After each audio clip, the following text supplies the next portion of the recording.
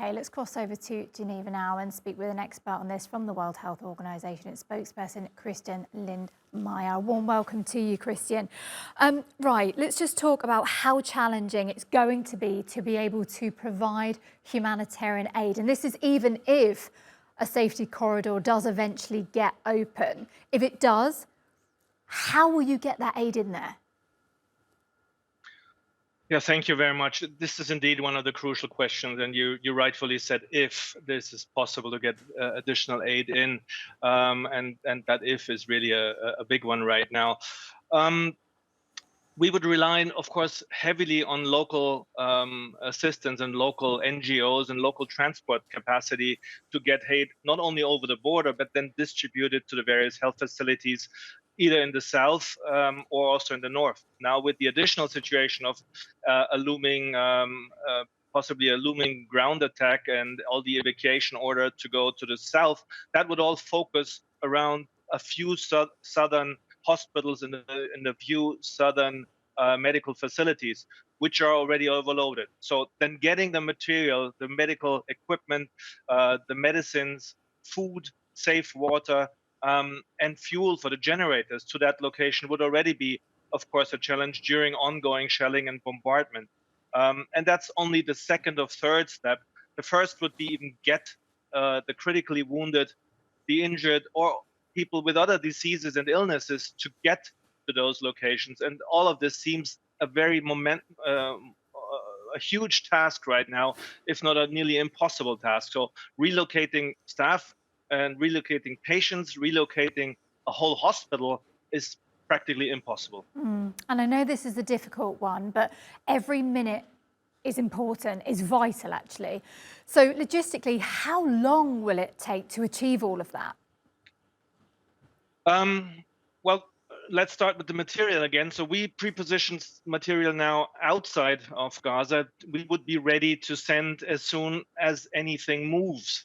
But inside Gaza, now for relocating patients, that takes a long time. You need for special critical cases, you need specialized ambulances. You need babies in incubators who may need to be moved completely. You need to have cancer patients. You have critically wounded staff. All this needs special treatment. And even before the hostilities now and before the attacks, there were only certain ways to get specialized treatment outside of Gaza with special permits. And that took a long while with ambulance transporting to another ambulance and then finally going over the Erez border. That is now, of course, impossible. But doing such a transport, even under the constant and continuing bombardment, as we just seen in your footage right now, seems close to impossible. The logistical effort to only relocate 760 patients, and that's not by far not all we are having, but only those 760 beds would be a momentous challenge and would take days or weeks and specialized equipment, specialized ambulances and transport capacity.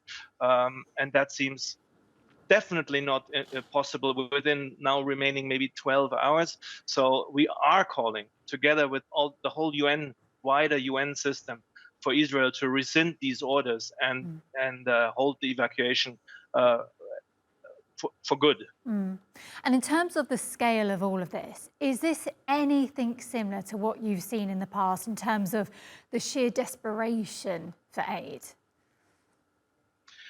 I have not experienced something like this, and I have been in very critical places around the world, including to Gaza. So no, this is something, a population which is already facing dire health situations before the hostilities, before the attacks, because of the lack of many normal daily supplies that we enjoy outside of the Gaza Strip. And now on top of it, there's constant shelling, there are constant attacks. You are being told to move and relocate while you're not sure that while you're doing this, you might not run into another attack or being shelled from above. So this must be a psychological and trauma to the maximum, apart from the physical challenge of doing it. So we can only fear and feel with the population there that they can get to safe access. And again, holding hostilities would be of course, the best, but we all know it doesn't look promising at that point. And what more do you expect from the international community right now? What more should be done here? But the international community, meaning the UN system in this case, and all the partners, they have called so many times now for at least holding to rescinding the evacuation order, to stopping hostilities, or then at least have a humanitarian access best possible from the south now through the Rafah border. But these are the bare minimum to supply the population or those in need with fresh water, with food, with electricity, to run a hospital, to run an incubator, to do a surgery necessary, or any other means. So yes, we're doing what we can, and all the UN system is engaged in that.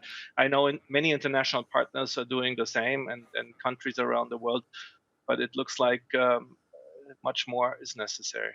Okay, well, let's hope it happens. Christian, thank you so much indeed. A World Health Organization spokesperson, Christian Lindmeier. We appreciate that.